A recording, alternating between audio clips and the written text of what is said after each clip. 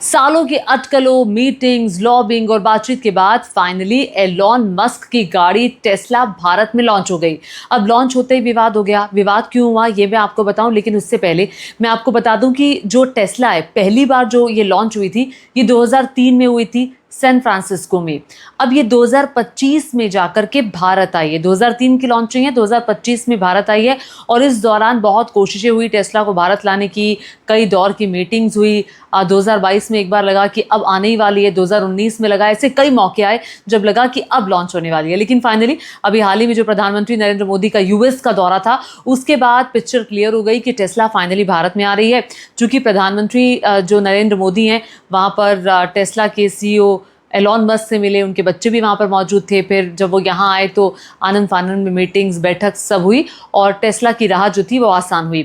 अब भारत हमेशा से ये चाह रहा था कि टेस्ला अपनी मैन्युफैक्चरिंग यूनिट भारत में बनाए, जिसके लिए वो राज़ी नहीं हुआ। बहुत कोशिशें की गई और कहा भी कि आप यहाँ पर अगर यूनिट लगा लेते हैं तो आपको ये फ़ायदा मिलेगा, लेकिन उसके बावजूद भी टेस्ला नहीं आया। टेस्ला ने कहा कि मुझे अपने 2 शोरूम खोलने हैं और वो शोरूम जो है वो टेस्ला पहला खोल चुका है मुंबई में, अब दिल्ली में भी खुलने वाला है। अब विवाद क्या है? विवाद ये है कि टेस्ला की कीमत अमेरिका में 32 लाख है और भारत में ये कीमत 64 लाख है। यानी कि टेस्ला की गाड़ी की जो कीमत है उससे डबल कीमत भारत में है। सवाल ये खड़ा होता है कितनी महंगी गाड़ी कौन खरीदेगा? पैसे वाले लोग खरीदेंगे। एक ये लग्जरी गाड़ी सेगमेंट में शामिल हो गई है। भाई 64 लाख की गाड़ी है, 32 लाख की गाड़ी भी वैसे लग्जरी में ही आती है। अब 64 लाख की गाड़ी कौन खरीदेगा? चूँकि भारतीय बाज़ार बहुत बड़ा है, भारत का जो बाज़ार है ऑटोमोबाइल बाज़ार, ये दुनिया का 3rd लार्जेस्ट बाज़ार है। तो लग रहा है कि भाई भारत में पैसे वाले लोग भी बहुत रहते हैं, यहाँ पर उनकी गाड़ियाँ बिक जाएगी। अभी मौजूदा वक्त में एलॉन मस्क के सामने चुनौतियाँ भी बहुत सारी, उसका मैं आगे जिक्र करूँगी। लेकिन बड़ा सवाल ये है कि भारत में ये गाड़ी डबल रेट की क्यों बिक रही है? अब जब टैक्स लगने की बात आती है ना, कि डबल रेट पे इसलिए बिक रही है क्योंकि टैक्स लग रहा है। अब जब टैक्स की बात आती है तो याद आती है निर्मला ताई, वित्त मंत्री निर्मला सीतारमण। भाई इतना टैक्स उन्होंने लगा दिया, और क्या ये टैक्स लगाना ठीक है? अब 2 तरह की बातें इसमें आप कर सकते हैं। पहली बात आप कर सकते हैं कि भाई टैक्स लगाना तो बिल्कुल ठीक है, क्योंकि जो भारत की ऑटोमोबाइल इंडस्ट्री है, ये जो भारत की कार मैन्युफैक्चरिंग कंपनियां हैं, भले ही वो टाटा हो, महिंद्रा हो या बाकी कंपनीज हो, वो कहाँ जाएंगी? ईवी सेगमेंट की गाड़ियों में अगर दाम 32 लाख मान लीजिए यूएस में बिक रहा है, यहाँ पे आके 34 लाख भी बिक जाता है, अगर दाम तकरीबन उतना भी रहता है अगर, तो फिर जो घरेलू कंपनियां हैं उनको बहुत बड़ी चुनौती मिल जाएगी। और घरेलू कंपनियों का भी एक दबाव था कि आप ईवी सेगमेंट की गाड़ियों में हम मेहनत कर रहे हैं यहाँ पर कि वो आगे बढ़ें, और आप बाहर से कंपनी को ला करके आप उनको बढ़ावा दे देंगे। और तब जब उनकी कोई मैन्युफैक्चरिंग यूनिट यहाँ पर नहीं है, जब वो यहाँ पर किसी को रोज़गार नहीं दे रही हैं, जब उनके अलग अलग इलाकों में शोरूम नहीं खुल रहे हैं, भाई मैन्युफैक्चरिंग यूनिट यहाँ पर होती तो सारे पार्ट्स यहाँ पर बनते और इससे रोज़गार पैदा होता और एक इकॉनमी को बूस्ट मिलता है। ज़ाहिर तौर पर जब कोई मैन्युफैक्चरिंग यूनिट यहाँ पर बनती है तो उसमें बहुत सारी चीज़ें होती हैं, वो तकनीक यहाँ पर लेकर आती, वो तकनीक समझ में आती और रोज़गार यहाँ पर मिलता, और भी बहुत सारी चीज़ें इससे जुड़ी हुई होती हैं। तो बड़ा सवाल ये खड़ा होता है कि एक किस्म से ये ठीक है, लेकिन कहने वाले ये कहते हैं कि भाई आपने इतना टैक्स लगा दिया, इसको कौन खरीदेगा? इतना टैक्स। और पूछने वाले सवाल ये पूछ रहे हैं कि ऐसे बहुत सारे देश हैं जहाँ पर मैन्युफैक्चरिंग यूनिट नहीं है टेस्ला की, इसके बावजूद वहाँ पर 64 लाख 62 लाख कीमत नहीं है। भारत में तो ऑलरेडी बहुत टैक्स लगते हैं। आप जब रोड पर निकलते हैं तो रोड टैक्स आप पर लग जाता है, गाड़ी जब आप लेकर निकलते हैं, उसके बाद टोल टैक्स आप पर लग जाता है, आप इंश्योरेंस उसका अलग कराते हैं, जीएसटी गाड़ी पर अलग लगती है। तो हम इतने सारे टैक्स कैसे दे देंगे? एक मैं आपको पोस्ट दिखाना चाहती हूँ, ये ज़रा पोस्ट ध्यान से देखिएगा। ये अर्पित शर्मा है जो सवाल पूछ रहे हैं, price of Tesla in countries with zero manufacturing plants, यानी कि इन कंट्रीज़ में कोई मैन्युफैक्चरिंग प्लांट नहीं है टेस्ला का। यूके में ये 32 लाख की बिक रही है, ब्राज़ील में ये 28 लाख की बिक रही है, ऑस्ट्रेलिया में ये 35 लाख की बिक रही है। Tax burden in India is real. जो भारत में टैक्स बर्डन है, जो लोगों पर थोपा गया बर्डन है, वो कितना रियल है, कितना सच है, ये आप देख सकते हैं। अब देखिए भारत में ये कितने की बिक रही है? 64 लाख रुपए की। 29 लाख से 30 लाख रुपए सीधा टैक्स में जाता है, सीधा टैक्स में। और ये टैक्स कौन सा है?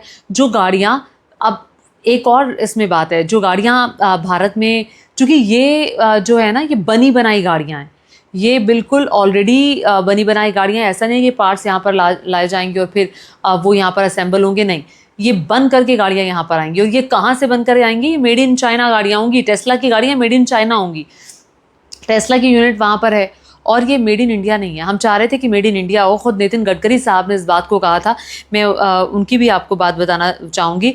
नितिन गडकरी साहब ने कहा था टेस्ला को भारत में बनानी होंगी कारें, बल्कि चुनौती दी गई थी, अगर आपको कारें लेकर आनी है तो आपको भारत में बनानी होंगी।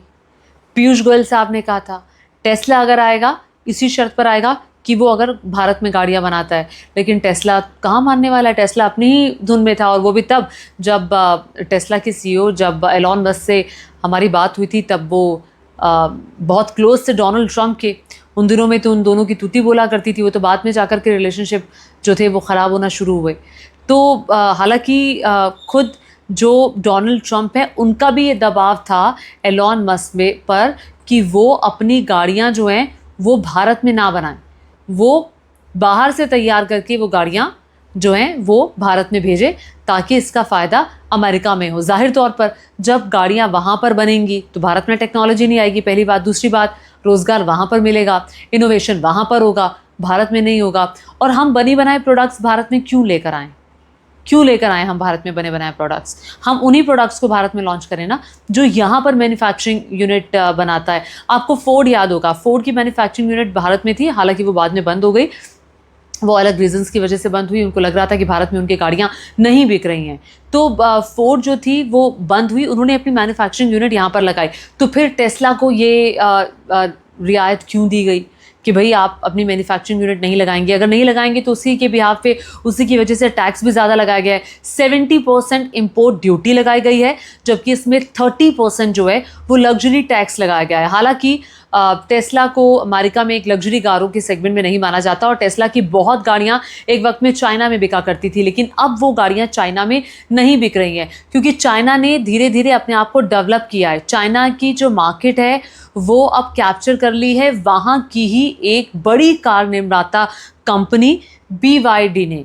BYD अब टेस्ला के लिए भी बहुत बड़ी चुनौती बन रहा है, क्योंकि BYD ने अपने इनोवेशंस में इतना सुधार किया है, अपने आप को जो EV गाड़ियों का सेगमेंट है, यानी कि इलेक्ट्रिक कारों का जो सेगमेंट है, उसमें अपने आप को स्थापित कर लिया है। अमेरिका में भी अब बहुत लोग जो हैं वो EV गाड़ियों में अगर वो जा रहे हैं तो वो BYD की गाड़ियाँ खरीद रहे हैं। ना सिर्फ अमेरिका में बल्कि यूरोप में भी, जहाँ कभी टेस्ला की तूती बोला करती थी, अब टेस्ला को नज़र आ रहा है कि भारत एक बड़ी मार्केट है, थर्ड लार्जेस्ट मार्केट है भारत कारों के सेगमेंट में। उनको लगता है कि यहाँ की मार्केट में वो अपनी गाड़ियाँ बेच सकता है, क्योंकि अब हम US में पिछड़ रहे हैं, यूरोप में पिछड़ रहे हैं। इस साल की ही अगर मैं पहली तिमाही की बात करूं 2025 की, तो टेस्ला की जो गाड़ियां हैं वो 60,000 यूनिट कम बिकी हैं, जबकि BYD की गाड़ियां जो हैं वो टेस्ला से कहीं ज़्यादा बिकी है। तो टेस्ला के सामने एक चुनौती BYD के रूप में भी खड़ी है। एक वक्त में यही एलॉन मस्क जो कहा करते थे कि टेस्ला को आने वाले वक्त तक कोई चुनौती नहीं दे पाएगा, अब टेस्ला को चुनौती BYD ने दी। तो चाइना इस हिसाब से काम करता है कि अगर उसने टेस्ला की मैन्युफैक्चरिंग यूनिट वहाँ पर खड़ी की और उसको चीप लेबर की वजह से या जो भी रीजंस रहे होंगे, टैक्सेस वहाँ कम रहे होंगे, तभी जो कंपनियां हैं वो चाइना में अपनी मैन्युफैक्चरिंग यूनिट लगाती हैं, वो सहूलियत उनको भारत में नहीं मिलती। और भारत में ये सहूलियत अगर मिल जाएगी तो क्यों नहीं ये कंपनियां भारत में आकर मैन्युफैक्चरिंग करेगी। हालांकि एप्पल की तरफ से अभी हाल ही में कहा गया था कि वो भारत में मैन्युफैक्चर करेंगी, लेकिन एक धमकी जो थी वो डोनाल्ड ट्रंप की आई, लेकिन उसके बावजूद एप्पल ने कहा नहीं, जो हमारा काम यहाँ पर हो रहा है, जो पार्ट्स असेंबल हम यहाँ पर कर रहे हैं वो हम करते रहेंगे, वो भारत में जो है जो काम चल रहा है वो करते रहेंगे, भले ही उसके लिए हमें डोनाल्ड ट्रंप कुछ भी कहते रहें। खैर ये उनकी एक इंटरनल पॉलिटिक्स का हिस्सा है कि क्या करेंगे टिम कुक जो एप्पल के CEO हैं, वो मालिक जो हैं वो क्या करेंगे, ये अलग विषय है। लेकिन सवाल ये खड़ा होता है कि जो टेस्ला है, टेस्ला को भारत में तो अब वो आ गई है, लेकिन क्या फ्यूचर में अगर इनकी गाड़ियाँ बिकती हैं तो क्या हम या हमारी सरकार टेस्ला पर ये दबाव डालेगी कि अब और नहीं हम आपको बेचने देंगे या और शोरूम नहीं आपको कहीं खड़े करने देंगे, अब आप अपनी मैन्युफैक्चरिंग यूनिट लगाएं और भारत में ही बना करके इन गाड़ियों को बेचें। एक आनंद महिंद्रा साहब ने भी एक्स पर पोस्ट किया है, welcome to India, Elon Musk and Tesla one of the world's largest electric vehicle opportunities just got more exciting, और वो कह भी रहे हैं कि हम इलेक्ट्रिक व्हीकल के चार्ज करने के एक स्टेशन पे मिलेंगे। इस तरह से वो कह कर के स्वागत कर रहे हैं और एक चुनौती भी दे रहे हैं कि आकर यहाँ, ये बहुत लार्जेस्ट इकोनॉमी है, आप आइए यहाँ पर काम करिए। नितिन नाम के एक सोशल मीडिया पर लिखते हैं, Nitin, made in China Tesla have come to India, क्योंकि जो गाड़ियाँ भारत में आ रही हैं ये मेड इन चाइना होंगी। India's trade deficit with China is a record high of 100 billion. जो हमारा ट्रेड डेफिसिट है चाइना के साथ, वो उसकी खाई बहुत ज़्यादा बढ़ती जा रही है, वो 100 बिलियन ऑलरेडी हो चुका है, और हम चाइना में बने हुए प्रोडक्ट को ही भारत में ला रहे हैं और ज़्यादा संख्या में ला रहे हैं। तो ये कहीं ना कहीं जो हमारी नीतियां हैं वो ठीक नहीं है। What happened not allowing Chinese Tesla in India, make in India. भाई लोग ये भी सवाल उठा रहे हैं कि मेक इन इंडिया को इससे झटका लगा है। जो मेक इन इंडिया था वो कहाँ गया? आप कह रहे थे कि मेक इन इंडिया ही होगा, अब टेस्ला तो मेक इन इंडिया नहीं है। टेस्ला बाहर से आई, बाहर से बनी बनाई गाड़ी यहाँ पर भारत में आ रही है। मेक इन इंडिया का कोई मतलब ही यहाँ पर नहीं रह जाता है। मेक इन इंडिया तो तब होगा जब गाड़ी यहीं पर बनेगी और यहीं पर बिकेगी, भले ही वो टेस्ला की हो या किसी और कंपनी की हो। ये अपने आप में बड़ा सवाल होता है। आम आदमी पार्टी ने भी निशाना साधा है। ये आम आदमी पार्टी का ज़रा आप एक्स पर किया गया पोस्ट देख लीजिए। मोदी सरकार ने मेक इन इंडिया के सपने दिखाए, अब बीजेपी के मुख्यमंत्री मेड इन चाइना टेस्ला का प्रचार कर रहे हैं। दरअसल ये जो प्रचार की बात वो कर रहे हैं, जो मुख्यमंत्री हैं महाराष्ट्र के देवेंद्र फडणवीस, टेस्ला की जो पहली गाड़ी लॉन्च हुई भारत में, जो शोरूम लॉन्च हुआ, उस मौके पर खुद देवेंद्र फडणवीस ने गाड़ी की राइड की। न सिर्फ गाड़ी की राइड की बल्कि उन्होंने कहा, वेलकम करते हुए एक ट्वीट भी उन्होंने किया।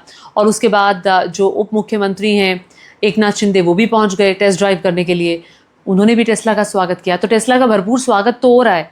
तो ये स्वागत जो हो रहा है, इस स्वागत को आप ठीक समझ रहे हैं, या फिर आपको लग रहा है कि ये टेस्ला का भारत में लॉन्च होना, मेक इन इंडिया, जो कि भारत सरकार का और मोदी सरकार का एक बड़ा प्रोजेक्ट है, एक बड़ा सपना है, उसको एक झटका है। और इसी के साथ ही भारत की जो टैक्स व्यवस्था है वो भी उजागर हो जाती है।